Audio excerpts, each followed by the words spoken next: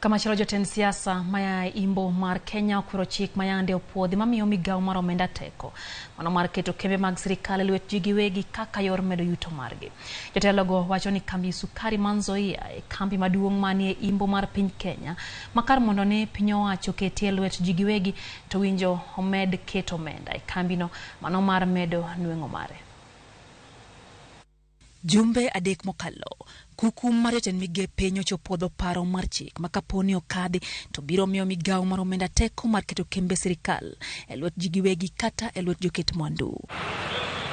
Kaluwore gi paro mar chikno, moko kuom jotelo maya imbo mar piny Kenya kod telne gavana ma Bungoma Ken Lusaka kod seneta ma kaunti no Wafula Wakoli ogolo duondgi ka kwedo paro maliekore nitiere madwaro keto kambi ma sukari ma Nzoia e lwet ji giwegi. Mchakato ama mjadala wa kukibinafsisha ama kukiuza kiwanda cha Nzoia haipo kwenye mawazo ya wakulima wa miwa, ila ni kuimarisha na kuweka pesa kwenye bajeti kununua kiwanda kipi ama mashine mpya, kuimarisha shamba la miwa la Nzoia na kuimarisha upanzi wa miwa kwa wakulima ambao hawapo katika shamba la Nzoia. We've had problems in the past, we have problems at the moment, and we are extremely happy that the leadership of Bungoma County has come out clear and loud enough to say no to privatization.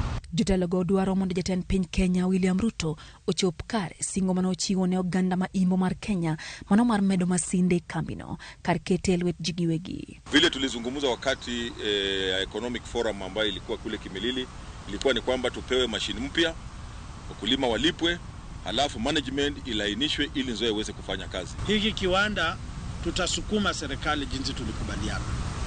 Serikali ikishindwa tutasema irejelee wenye bibi.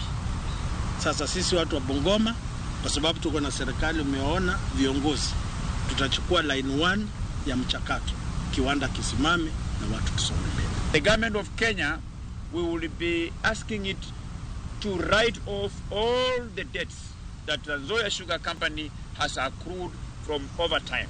Jotelogo bende dwaro ne piny owacho ndike tich moko kuom jotije manie kambino mosebedo katiyo mana yor kojolo ka bende gidwaro mondo chul jopur gowi ma kambino nigo. Equally, we are calling upon the government and the management that is there. While we are appreciating the government has appointed a board of management, but there are too many people there who are in acting positions.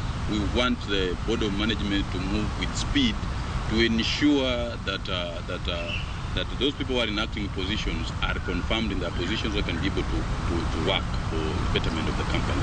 We must pay all our farmers. Nzoia Sugar owes farmers money dating back from 2014. Those farmers whose cane is ready for harvesting, if Nzoia Sugar is not ready to buy and pay them, the farmers should be allowed to sell their cane to any available person who will give them money so that they can go about running their business. Bendegi dwaro mondo ketelo manyien mar kambino. Nzoia Sugar now has a full board led by the chairman, Honorable Alfred Hangati.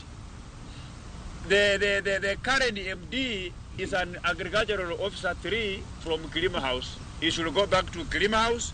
The board must hire a substantive managing director who is properly qualified, who has a vision to revive Nzoia Sugar. Tupewe mashini mpya, walete MD substantive na wakulima walipwe, alafu Nzoia ifanye kazi, kwa sababu Nzoia ndio kiwanda pekee ambacho tuko nacho tunachokivunia kama kaunti ya Bungoma. Jotelogo no ten gija odbura ma kaunti ma Bungoma Catherine Wambilianga, jodbura ma Kabuchai ma jimbo Kalasinga kod mamoko.